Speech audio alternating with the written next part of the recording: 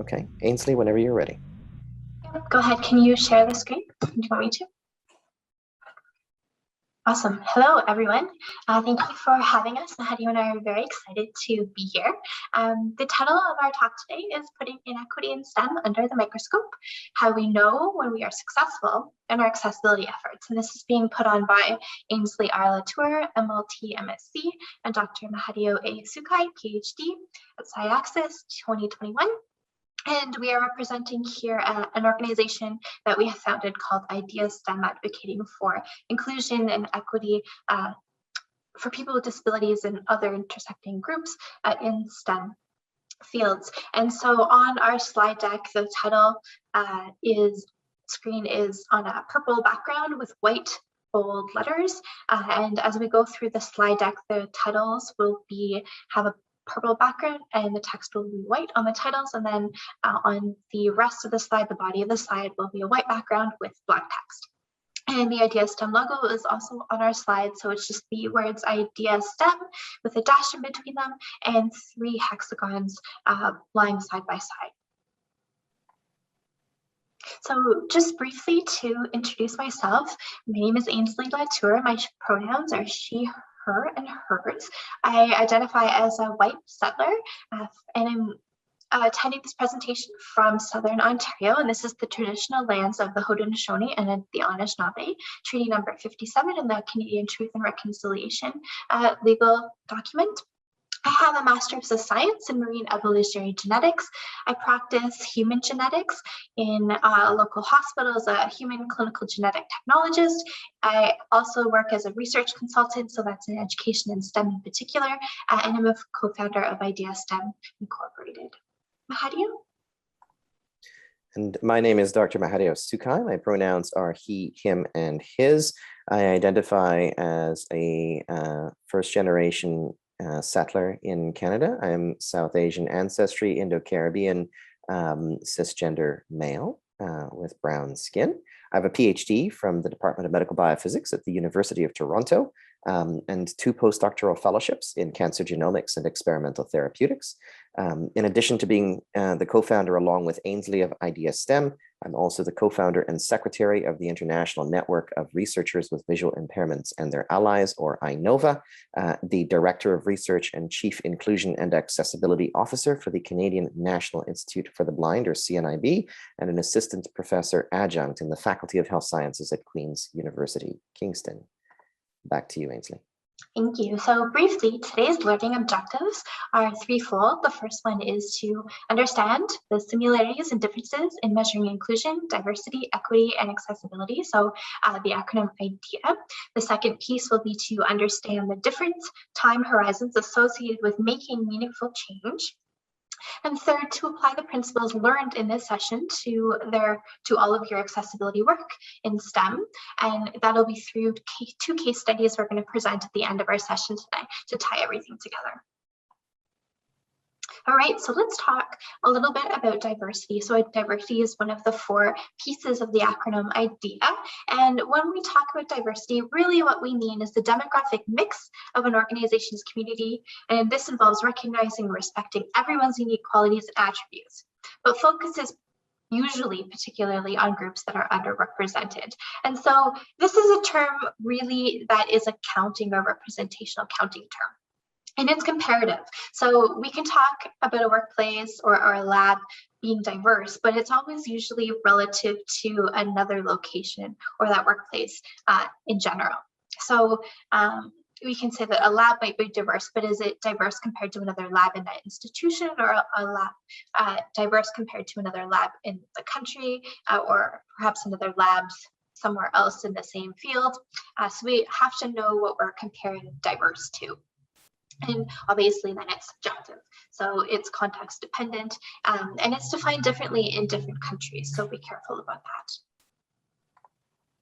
All right, so a little bit more about diversity. So this is part of the range of human phenotypic variation. We're quite comfortable and we've heard a lot about diversity, but one of the pieces of diversity that perhaps isn't as well thought of is that it's a style of thought. And this is sort of the last bastion of diversity. And what I mean by that is that different ways of learning and thinking are also a dimension of diversity, perhaps one that's a little bit less appreciated than counting people of different races or language groups or different visual visibility groups. All right, so let's talk about equity. So equity, as most people might be familiar with this already, is the fair and respectful treatment of all people and involves the creation of opportunities and reduction of disparities in opportunities and outcomes for diverse communities. And importantly, this particular concept acknowledges that these disparities are actually rooted in historical and contemporary injustices and disadvantages. And importantly, equity is actually not the same as equality. So equality, as many people may also be familiar with this term, is treating everyone the same way. And equity actually strives to give people the same opportunities, but it may not actually involve treating everyone in the same way. So the idea that same is not fair is really, really central to the idea of equity. And finally, let's talk about inclusion as well. So inclusion means creating an environment where everyone can feel valued and respected and also has equal opportunity for participation. So there's that word equality again, or equity, built into inclusion. So inclusion means creating conditions to have the opportunity to fully participate in an organization. So whether that's a course or a department or a research lab or all of those things in the context of post-secondary and STEM. And it's important to note that an inclusive group may not actually be diverse.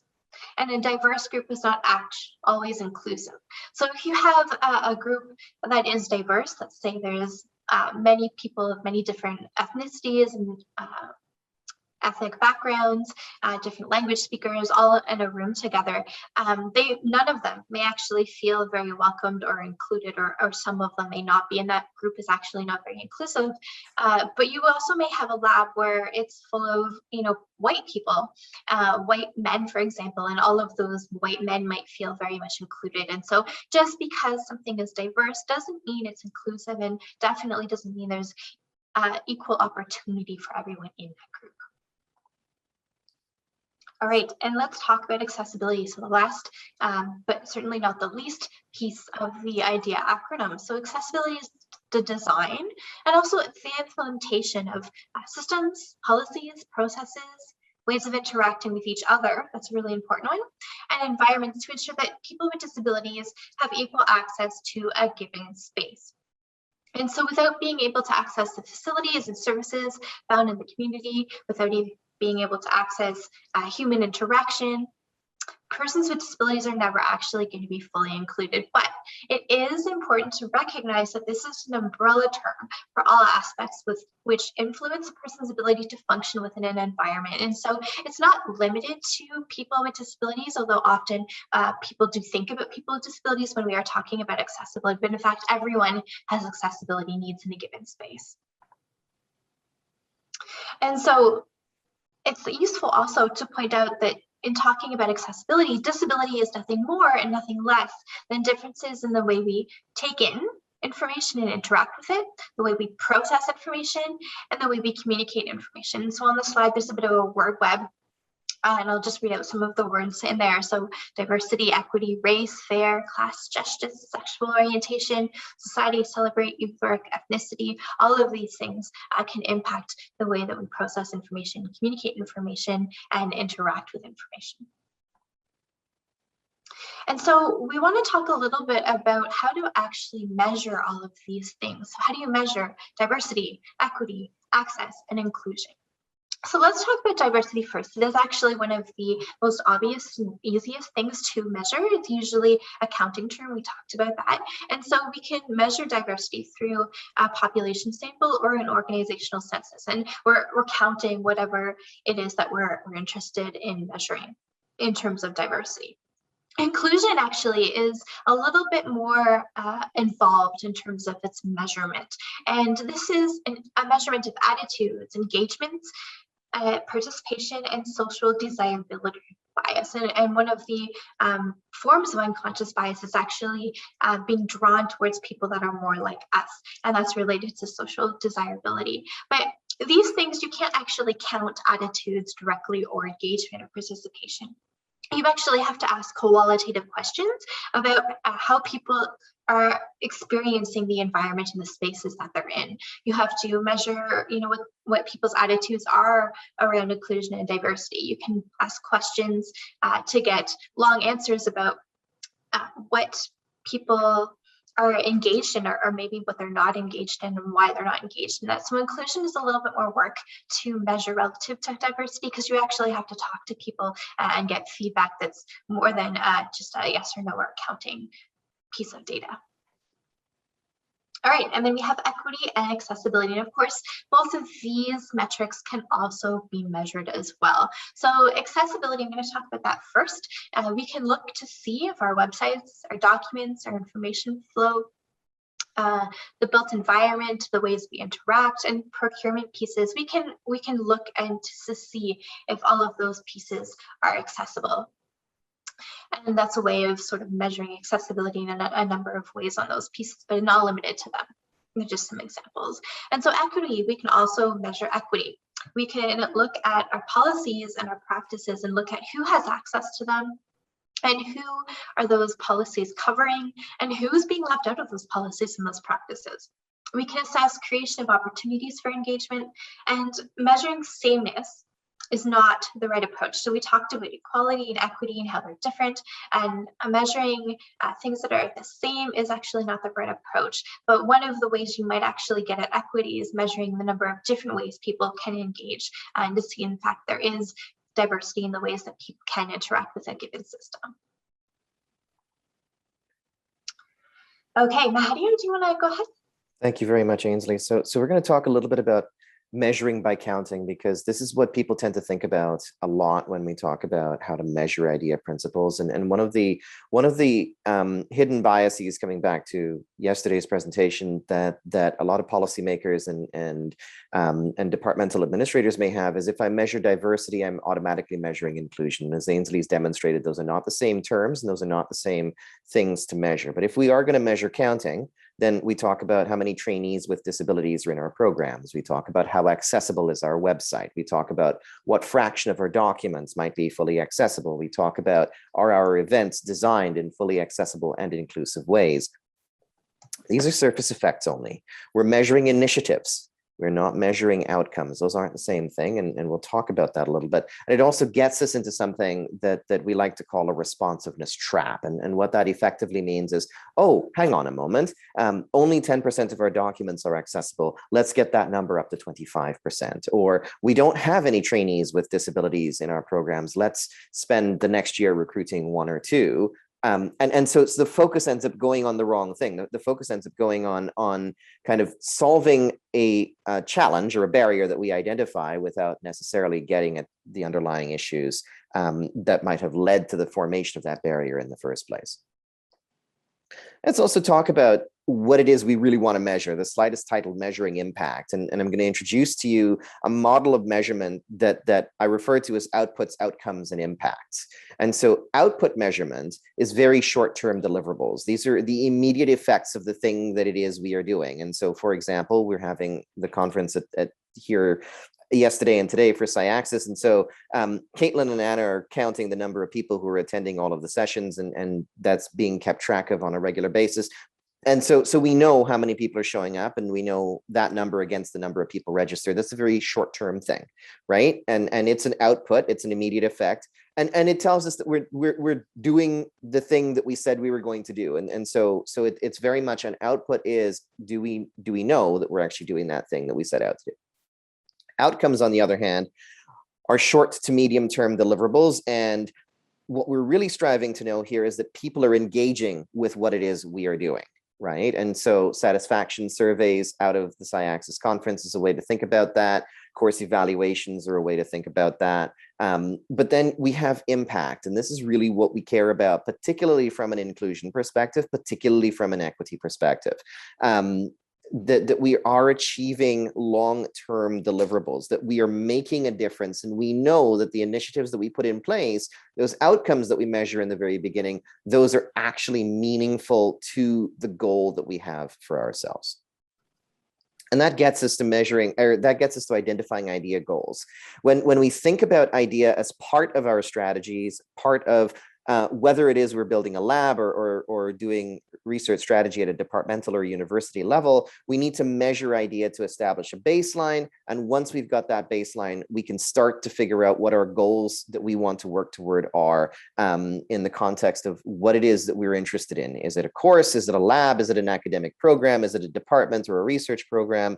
And so on. And then we always need to remeasure to assess the progress toward our goals. This is something that's referred to in the space as a continuous improvement mindset.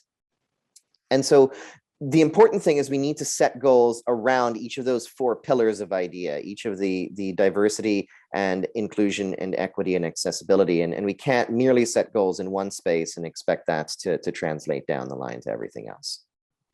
So let's actually tackle a couple of case studies, and this will lead neatly into the conversational period.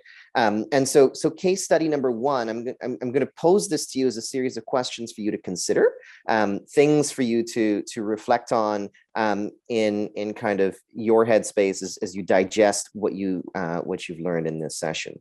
So case study number 1, you're running a research lab. And so you may want a diverse lab. You may want an inclusive research space. You may want to conduct research according to best practices in inclusion and accessibility. I can't tell you the number of times that I've encountered a researcher who's basically said, since I don't know how to do a survey in an accessible way, I'm not going to do a survey in an accessible way. And by the way, what that means is that people with print and perceptual disabilities are excluded from my research. And I'm okay with that because I just don't know, as opposed to trying to figure out an answer to how to do a survey in an accessible way. And so when we think about what the inclusion goal is, you think about, is that a diverse lab, or is that an inclusive research space, or is that doing research according to inclusion best practices? And so what are my outputs? What are my immediate short-term goals? What are the initiatives I would like to take in order to do this, right?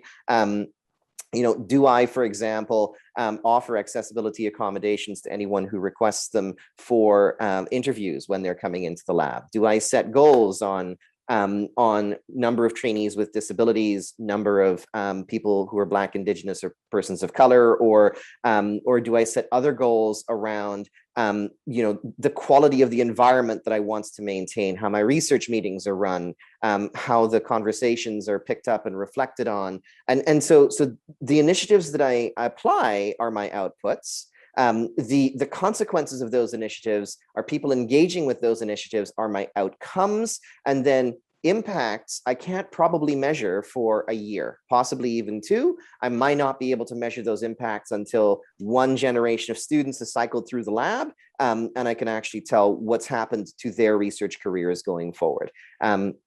For those of you who listened to Ainsley and I yesterday when we were talking about unconscious biases, particularly in this context, thinking about how those unconscious biases apply to the goals that you lay out, how you're measuring them, also becomes very important. The second case study is on department strategy. And so here, let's ask the question, what's the inclusion goal? Is the inclusion goal diverse recruitment practices for staff, faculty, and students? Is the inclusion goal doing science inclusively? And so inclusive research and teaching policies and practice?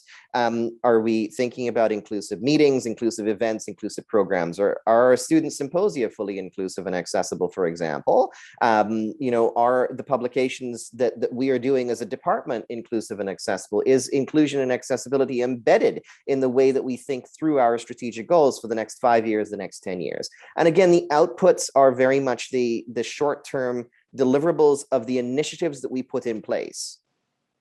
Is our website accessible? Yes? Great. Fantastic. What's the WCAG 2.1 AAA standard that I can point to that says that, right? Does that accessible website lead to people engaging with it in ways that they weren't engaging with it before? Those are the outcomes. And then the impact, again, is something that you probably can't measure for a year or 2 years, or in even this case, it could even be the length of a departmental strategy or strategic plan. So you may not be able to fully measure the impact for 5 years out or even 10 years out. The challenge with impact is human beings are very impatient creatures, as a matter of course. And as a result, everybody wants, well, we want something to work right this very second. And we can't always necessarily get that in this space, and we have to be patient. We have to think long term. And so that gives us, I think, about 5 minutes or so for Caitlin to stay on time with the session for us to have some conversation with you. I'll just wrap up by providing our contact information, which is already in the contact information sheet. You can find us on the web at www.idea-stem.ca. IDEA-STEM, and you can find us on email at info@idea-stem.ca as well. So thanks very much, and looking forward to the conversation.